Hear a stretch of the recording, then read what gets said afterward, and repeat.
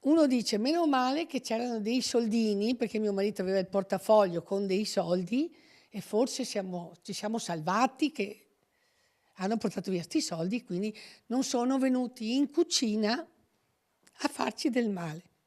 E basta. Altro non si può dire.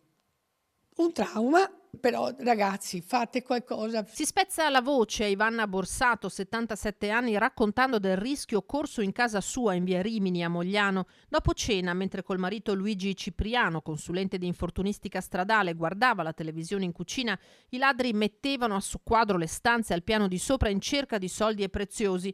E notato dalle scale il giubbotto del marito su una poltrona, sono scesi in salotto a prenderlo, trovandoci dentro il portafoglio. I padroni di casa hanno così rischiato di ritrovarseli di fronte. Del furto si sono accorti quando, nel tentativo di inserire l'allarme prima di andare a dormire, Luigi è salito al primo piano dove il sensore segnalava una finestra spalancata. E mi fa: ma l'hai lasciata aperta? No, andiamo di sopra e abbiamo trovato il disastro.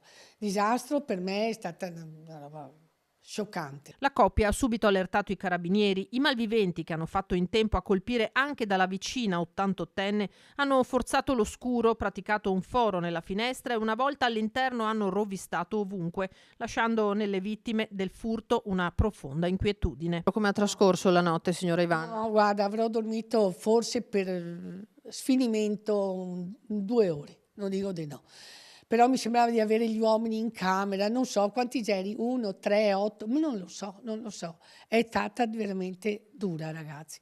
E sono già venuti a rubare qua, però non eravamo in casa.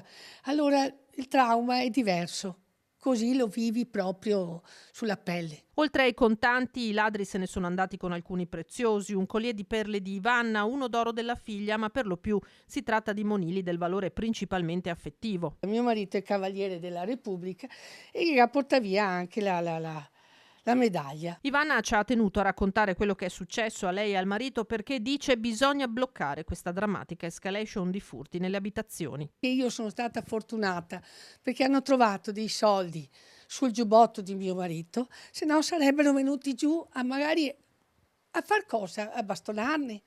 A 77 ragazzi, non ne ho 25.